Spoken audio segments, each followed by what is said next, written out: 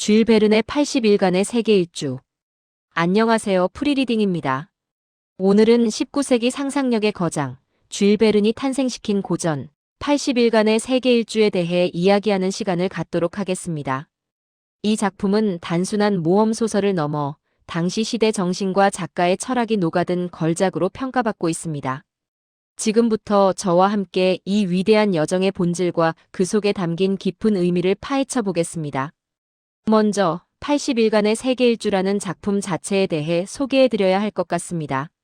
줄 베른이 1873년에 발표한 이 소설은 당시로서는 상상하기 어려웠던 혁신적인 교통수단을 활용한 세계 일주라는 파격적인 줄거리를 담고 있습니다. 런던의 리폼 클럽이라는 신사들의 사교 클럽에서 시작된 엉뚱한 내기, 즉 80일 안에 전 세계를 일주할 수 있다는 필리어스 포그의 확신이 이 모든 이야기의 시발점이 됩니다. 그는 자신의 완벽한 계획과 과학기술의 힘을 믿고 당시로는 상상조차 하기 힘든 도전에 뛰어든 것입니다. 주인공 필리어스 포그는 철저히 이성적이고 규칙적인 삶을 사는 영국의 신사입니다. 그의 완벽주의적 성향은 기차 시간표처럼 정확하게 일상을 통제하며 일말의 오차도 허용하지 않습니다. 매일 같은 시간에 일어나 같은 시간에 식사를 하고 같은 시간에 리폼 클럽으로 향하는 그의 삶은 예측 불가능성이란 찾아볼 수 없는 정적인 세계였습니다. 이러한 그의 성격은 예측 불가능한 세계 일주라는 모험과 극명한 대비를 이루며 작품에 예상치 못한 긴장감과 흥미로운 아이러니를 더합니다. 그는 마치 시계처럼 정확하게 움직이는 인간 기계와도 같은 인물로 묘사됩니다. 그와 함께 여정을 떠나는 하인 파스파르투는 포그와는 대조적으로 다혈질적이고 감성적인 프랑스인입니다. 그의 순수하고 호기심 많은 성격, 그리고 이따금 보이는 어설픈 행동들은 포그의 냉철함과 어우러져 이야기의 유머와 활력을 불어넣습니다. 파스파르투는 세계 일주라는 엄청난 모험에 대한 순수한 호기심과 주인에 대한 충성심으로 무장한 채 포그의 곁을 지키며 예상치 못한 난관 속에서도 특유의 낙천적인 태도로 분위기를 전환하는 역할을 합니다.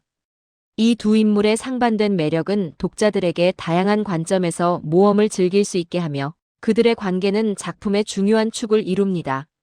이들은 증기선, 기차, 코끼리, 범선, 심지어 썰매까지 당시 최첨단이거나 이국적인 다양한 운송수단을 이용하며 유럽, 아시아, 아메리카 대륙을 넘나드는 숨막히는 여정을 펼칩니다.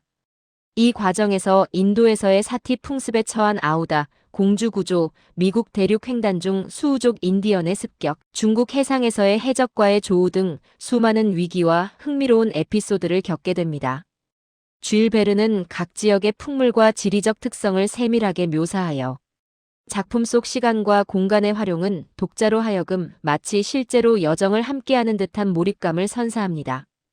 독자들은 그들의 눈을 통해 19세기 후반의 다채로운 세계를 경험하게 됩니다.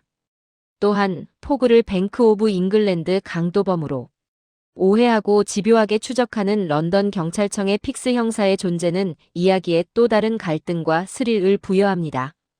픽스 형사의 끊임없는 방해 공작은 포그 일행의 여정을 더욱 험난하게 만들지만 동시에 독자들의 궁금증과 긴장감을 최고조로 끌어올리는 역할을 합니다. 그는 자신의 확신에 사로잡혀 포그의 무고함을 보지 못하고 매 순간 포그를 체포하기 위한 기회를 엿보는 인물로 등장하여 이야기의 주요 대립 구조를 형성합니다.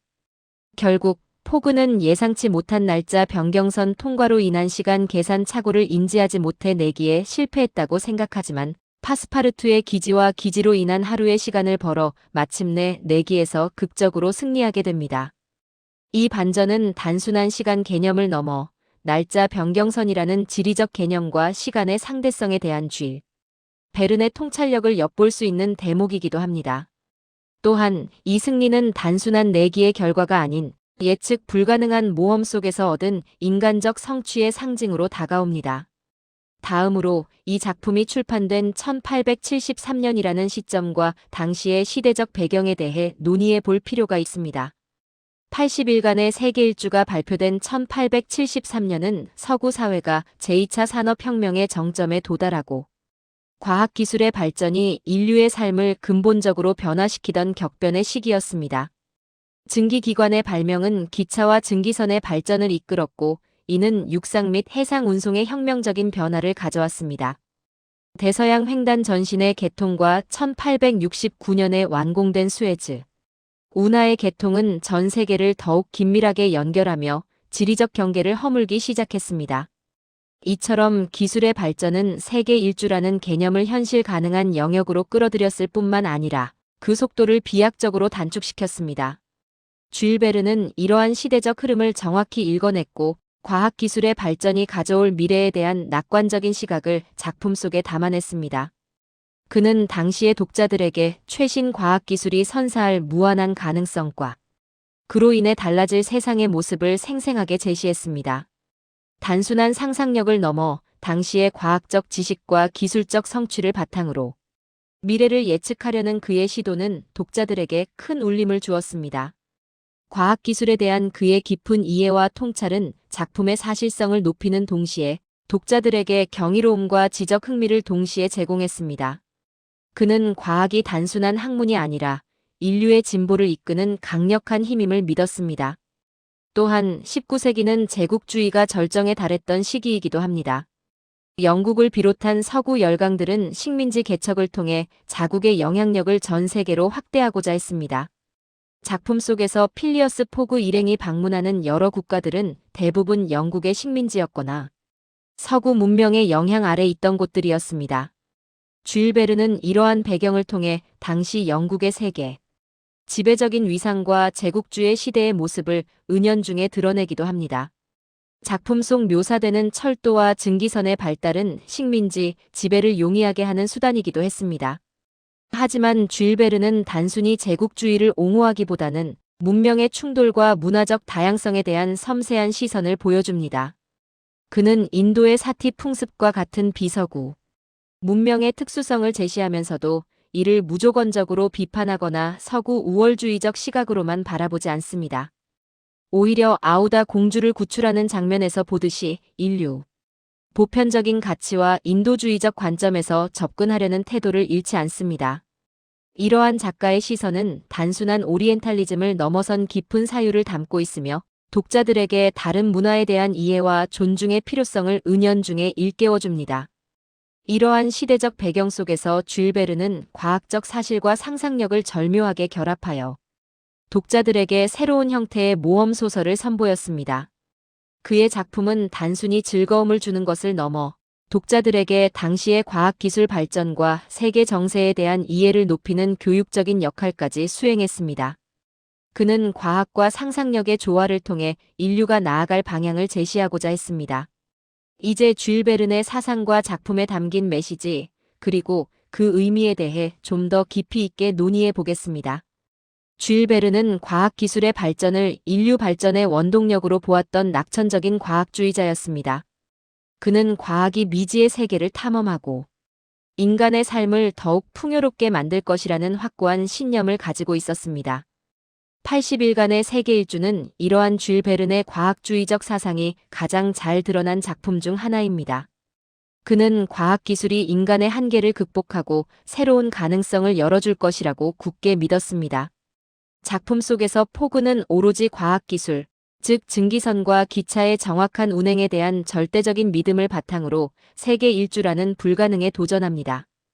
그의 성공은 과학기술의 발전이 인류에게 어떤 놀라운 성취를 가져다 줄 수 있는지를 직접적으로 보여주는 사례입니다. 베르는 과학기술이 단순한 도구가 아니라 인간의 지혜와 결합하여 자연의 장벽을 허물고 새로운 문명을 건설하는 강력한 존재임을 역설합니다.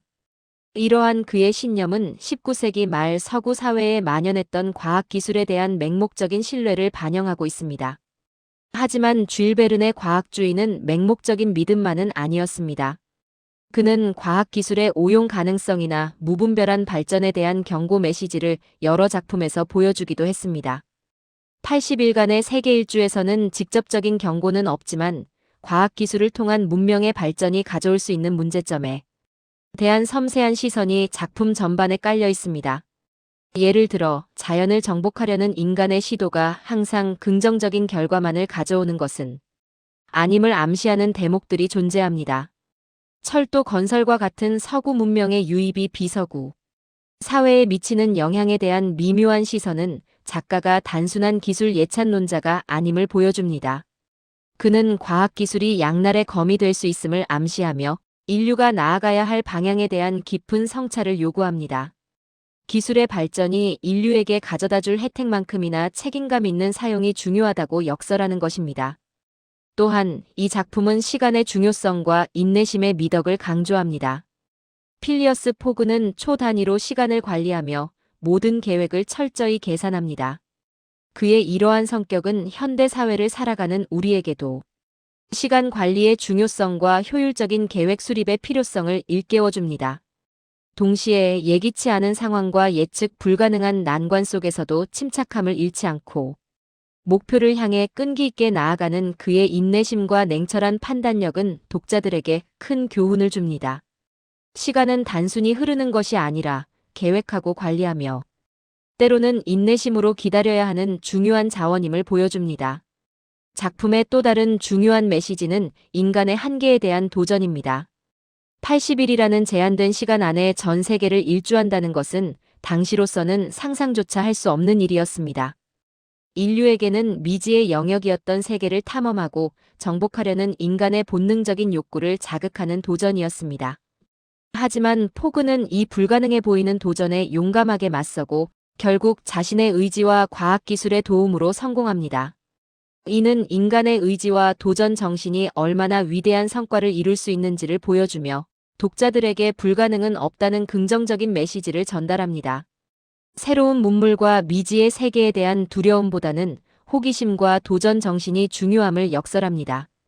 또한 이 작품은 문화적 다양성의 존중이라는 메시지를 담고 있습니다.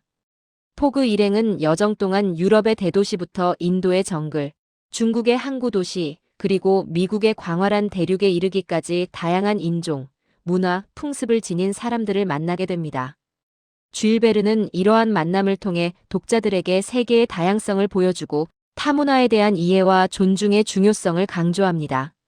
특히 포그가 인도에서 사티 풍습에 의해 희생될 위기에 처한 아우다 공주를 용감하게 구출하는 장면은 서구 문명이 비서구 문명에 대해 가질 수 있는 인도주의적 태도를 상징적으로 보여주며 동시에 문화적 차이 속에서도 인류애를 발휘하는 보편적 가치를 제시합니다. 그는 각 문화권의 독특한 풍습을 단순히 이국적인 것으로 치부하지 않고 인간적인 시선으로 바라보고자 노력했습니다. 마지막으로 80일간의 세계 일주는 여정 그 자체의 가치를 이야기합니다. 필리어스 포그는 내기에서 이기는 것이 주된 목적이었지만 그 과정에서 그는 수많은 사람들을 만나고 새로운 경험을 하고 심지어 사랑하는 여인인 아우다 공주를 만나 결혼에 이르게 됩니다. 처음에는 완벽하게 짜인 계획과 계산에 따라 기계적으로 움직이려던 포그가 여정 속에서 예상치 못한 감정적인 변화를 겪고 인간적인 성장을 이루는 모습은 결과보다 과정이 더 중요하며 삶의 진정한 의미는 목적지보다는 그 여정 속에 있다는 깊은 메시지를 전달합니다. 그는 차갑고 이성적인 신사에서 점차 따뜻하고 감성적인 인간으로 변모해 나갑니다. 이 변화는 이 소설의 가장 중요한 주제 중 하나입니다. 결론적으로 쥘 베른의 80일간의 세계 일주는 단순히 흥미진진한 모험 소설을 넘어섭니다. 이 작품은 19세기 산업혁명과 제국주의 시대의 과학기술 발전에 대한 낙관적인 시선과 함께 인간의 도전 정신, 시간의 중요성, 문화적 다양성 존중, 그리고 여정의 가치에 대한 깊은 성찰을 담고 있습니다. 쥘 베른은 이 작품을 통해 독자들에게 새로운 세계를 꿈꾸게 하고 미지의 것에 대한 끊임없는 탐구 정신을 고취시켰습니다. 그의 상상력은 시대를 앞서갔으며 과학과 모험의 결합이라는 새로운 문학적 지평을 열었습니다. 오늘날에도 80일간의 세계 일주가 시대를 초월하여 사랑받는 이유는 바로 이러한 보편적인 가치와 메시지들이 현대인들에게도 여전히 유효하며 인간 본연의 모험심과 호기심을 자극하기 때문일 것입니다. 과학기술의 발전이 가속화되는 현대사회에서 이 작품은 기술에 대한 이해와 인간적인 성찰의 균형을 다시금 생각하게 하는 중요한 지침서가 됩니다. 아주 재미있는 이 여행서를 한번 읽어보시길 권합니다. 감사합니다.